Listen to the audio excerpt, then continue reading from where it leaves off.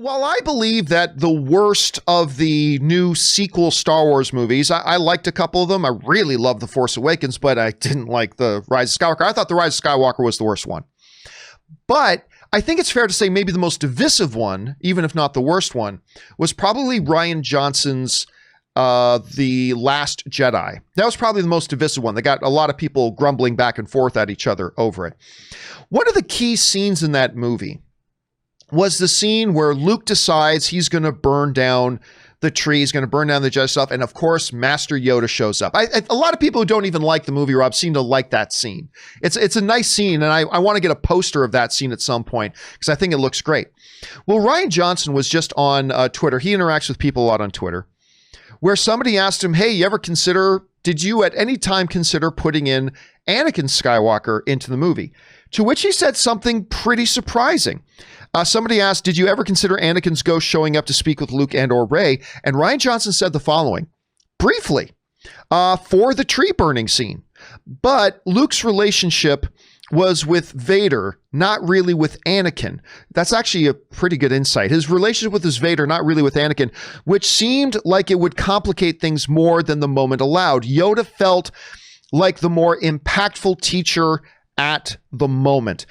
Rob, for a long time, a lot of people have talked about the notion of, Anakin Skywalker maybe showing up in one of the sequel trilogy. A lot of people thought he might show up in the first one, second one, third one, what have you. And there's certainly to be an argument to be made for that. I mean, ultimately, you can say that the original 6 films of Star Wars were kind of about Anakin Skywalker. But to me, when you really think about it, in the course of all the movies, Luke spent very, very little time physically in the same room with Vader / Anakin. Like extremely little time in the same room with the guy. Minutes. Literally minutes. Hour, Whereas with Yoda, he spent days with Yoda, depending on who you speak to. And really, in the terms of the movies, he had a much better connection, I guess you could say, with Yoda. And to me, the idea of Yoda being the one to show up at the tree burning scene actually, to me, seems to make more sense.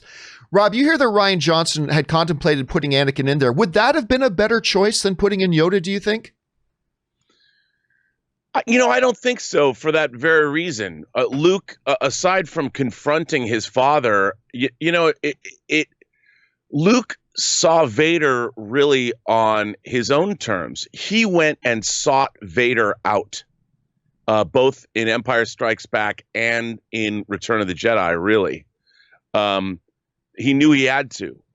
And I don't think, it's different when somebody teaches you, like even though Luke went to find Yoda as well, Yoda had to reveal himself to Luke. And Luke didn't know about Yoda, and they actually had a bond.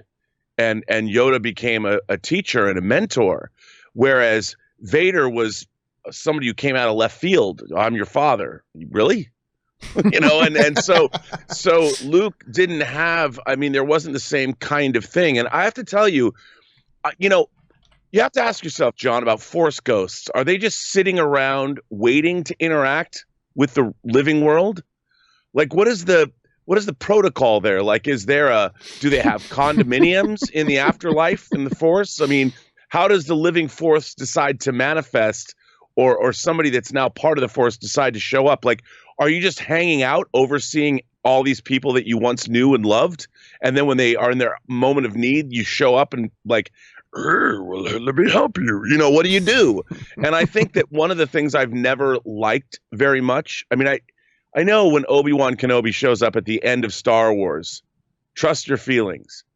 Well, was that really Obi-Wan, or was that Luke remembering something Obi-Wan told him? But then, of course, as the movies go on, no, it's like actual people show up and they talk, they interact, and it's kind of a weird thing. And I would like to believe that it has something to do with the person. You have a connection, and it's innate in yourself. And if you conjure up a Force ghost, it's because of you, not the ghost deciding to show up right now. You're conjuring up a feeling, a memory. Part of what the Force allows you to do is manifest its energy in the form of somebody that's familiar to you. But Star Wars has never been. It's basically says, nope, Force ghosts are people too. They're out there.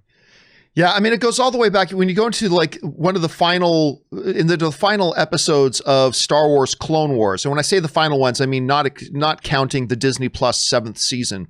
Right. You know, that's where Yoda starts to learn about this idea of, you know, life in the Force afterwards. And then, of course, in the prequels, he actually talks to Obi-Wan and says, training for you. Like, I have training for you as you go into your exile in Tatooine, and talking about that. So, again, bottom line is, guys, I thought it was the right decision. It's really interesting that he thought about putting in Anakin, but I think ultimately it was the right decision to put it in as Yoda.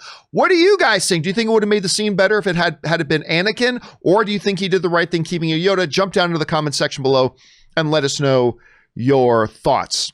All right, guys.